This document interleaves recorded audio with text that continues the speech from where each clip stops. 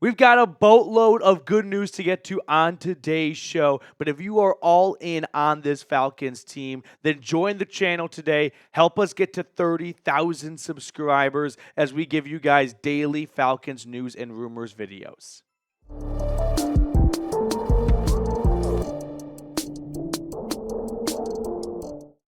What's going on, everyone? Welcome on in to Falcons Today by Chat Sports. I am your host, Matthew Peterson.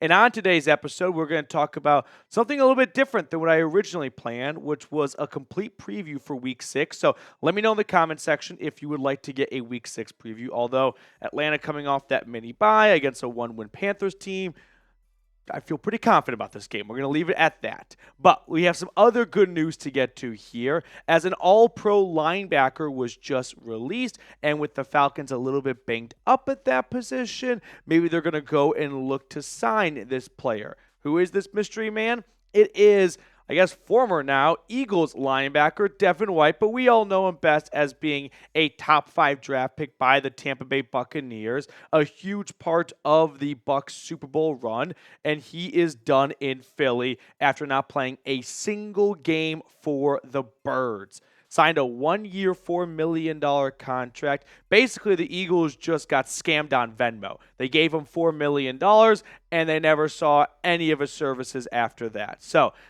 Philly and White shake hands and go their separate ways, but I wonder if the Falcons look at Devin White as a potential free agent target.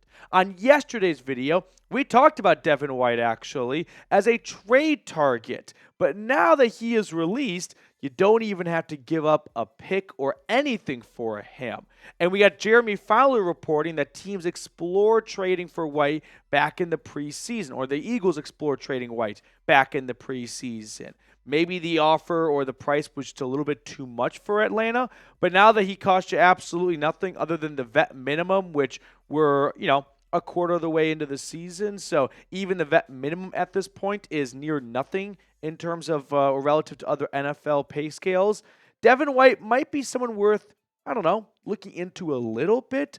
Listen, White was supposed to be a Pro Bowl perennial linebacker for the Bucs when he came out of LSU, and he has shown some really good pass rushing abilities. 9 sacks in that Super Bowl run, 18 tackles for loss.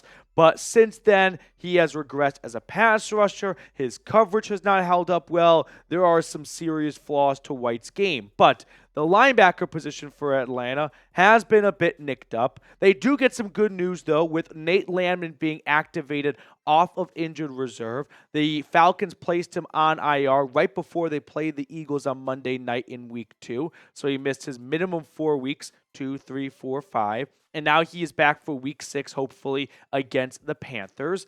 However, with Troy Anderson banged up with a knee injury, I still think there is a slight chance of Devin White signing.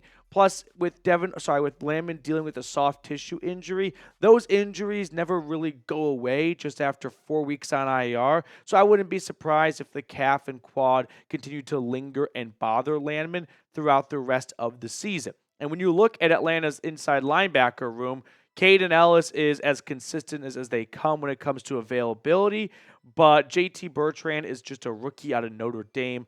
I don't think he impressed so much in his debut, essentially, last week against Tampa, where you can feel confident about him getting into a larger role if Anderson and or Landman continue to miss time. Now, the Falcons did sign Rashaan Evans, a former first-round pick by the Titans, to their practice squad, but that was before Devin White was on the market. Maybe things change now that they don't have to give up a draft pick for White, and he was their preferred target all along. So I do want to hear from you in the comment section below. Would you sign Devin White? Scroll on down. It's the pinned comment. Give me your thoughts. Would love to hear from everyone watching. Moving on to our second segment. The latest on Haason Reddick with all the turmoil going on in New Jersey with the Jets. We're going to talk about how this implicates Reddick and whether or not this is good or bad for the Falcons trying to trade for the just supreme pass rusher in the NFL over the last 5 years with some of the best in the league. Now, before we get to that, though, I do want to tell everyone watching about GameTime. GameTime has a new feature called GameTime Picks that makes getting tickets to see your favorite teams play live even easier. Game Time Picks filters out the fluff to show you only incredible deals on great seats so you don't have to waste time searching through thousands of tickets. One thing I really enjoy about Game Time is they give you an all-in price option. That way you don't spend 30 minutes looking for tickets, getting to checkout, and seeing a bunch of surprise fees. No, with Game Time, you know what you're getting right from the start. So download the Game Time app today and take the guesswork out of buying tickets with Game Time. Create an account and use code CHATSPORTS for $20 off your first purchase. Terms apply. Again, create an account and redeem that code CHAT Sports for $20 off. I put all that information in the comments and description of today's video. Download Game Time today. What time is it? Game time. So I'm hoping we all know by now that the Jets fired head coach Robert Saleh, which may not seem like big news for the Falcons. And maybe it's not big news for the Falcons, but maybe it is. Stick with me here because I do think there are some ties to Saleh getting fired and Atlanta maybe having a better chance of trading for Haason Reddick. But first, why was Robert Saleh fired? My theory is when the Jets lost at home to, at the time, a 1-2 Broncos team, 10-9, and the offense failed to score a single touchdown, my guess is owner Woody Johnson looked at that as this was a truly unacceptable loss. We're at home against a below 500 team when this is supposed to be the most talented roster in decades for the New York Jets, arguably. And at that point, it felt like we have some serious flaws and cracks in the foundation. And then they go to London, so it'd be tough to fire your head coach right after that loss, right before they get on a plane to go across the Atlantic. But they lose to the Vikings after Sam Darnold stunk it up, but they still, basically the offense could not score enough points. And at that point, I think Woody Johnson decided we have dropped 2 in a row. I was told this was the most talented roster we have. We lost to a rookie quarterback at home, and we didn't score a single touchdown on offense. And we just lost to Sam Darnold and the Vikings in London when Darnold was awful. But once again, our offense was somehow worse. And then on top of all that, maybe Robert Saleh was not gung-ho about trading for Davante Adams. So Woody Johnson decided, you're not giving me a whole lot right now, and you're standing in the way of what my quarterback thinks could really turn around this season. Who am I going to pick here? I'm going to go with Aaron Rodgers. Now, is that the right decision? Time will tell.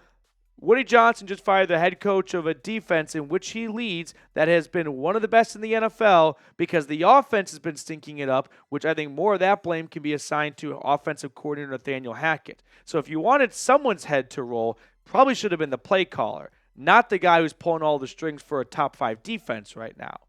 But the Jets are going to the Jet.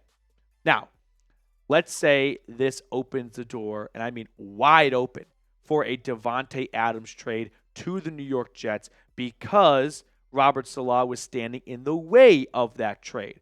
Well, if the Jets give up a second or a third round draft pick for Adams, they could quickly turn around and recoup some of those losses by trading Reddick away to a team like the Atlanta Falcons. And they're going to walk away feeling like we just got Davante Adams. We lost a third-round draft pick, but we gained a fourth-round draft pick for a player who has not contributed anything to this team since the day he was traded here. So essentially, we got Adams for a fourth-round pick.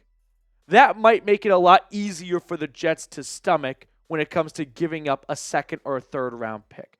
Plus, my gut tells me Saleh, a defensive-minded coach, was probably a lot more involved in the Reddick side of things, since he would be instrumental in helping their pass rush, than Adams, who would be more on the offensive side of things, which he delegated to Aaron Rodgers and Nathaniel Hackett. But now that Saleh is no longer there, who's there to stand up for Reddick? We also have this from owner Woody Johnson, who talked about Reddick today, saying, Haason, get in your car, drive down 95, and come to the New York Jets, and we can meet you and give you an escort right into the building. You'll fit right in, love it here, feel welcome, and accomplish great things with us. If the owner is saying this as a pitch or a plea to one of his employees just to show up to work, they are not anywhere near a deal or an agreement on this season. This kind of sounds like what you hear parents say when they're trying to get the kidnappers to release their children, right? Here's the issue. There's no gun to Reddick's head. He is voluntarily sitting at home. So if you have to come across this desperate for your own players to just show up, I'm not optimistic that anything is going to get done anytime soon. So if the only thing the Jets are resistant about making a trade for Adams is we don't want to give up a second-round draft pick, but I can tell the Jets, yeah, you'll lose a second, but Atlanta will give you a fourth, or they'll give you a fifth, or they'll give you something to kind of water down the loss of whatever you lose for Adams. They may decide, you know what? Yeah, let's make a deal. Let's go get Davante Adams, and let's try and save our season, which is great for the Jets. Best of luck to them, but it's better for the Falcons because they're going to get Haason Reddick, who has 4 straight seasons of 11 or more sacks. I'm actually thinking right now, aside from John Abraham, who was the last player in Atlanta to have back-to-back seasons with 10 or more sacks? Oh, I don't want to answer that question. I think you have to go back a very long time. I don't think it was Vic Beasley. I don't think he had back-to-back 10-plus sack seasons. So, yeah, 4 in a row to 11. Now, he's a little bit older. I understand that. I don't think we can expect for the 2021 version of Haason Reddick to step on the field right now. But even if you get the 2023 version of Haason Reddick, it's a whole lot better than what you have going here. Now, I am willing to give this Falcons defense 2 more weeks. That is my offer for the Atlanta Falcons. I am playing my own version of GM here. I am basically like a pro bono GM helping out the Falcons, even though they did not hire me. But I am willing to give this defense 2 more weeks to figure it out.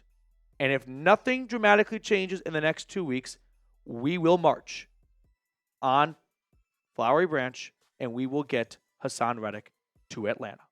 Because right now, the Atlanta Falcons are dead last in sacks.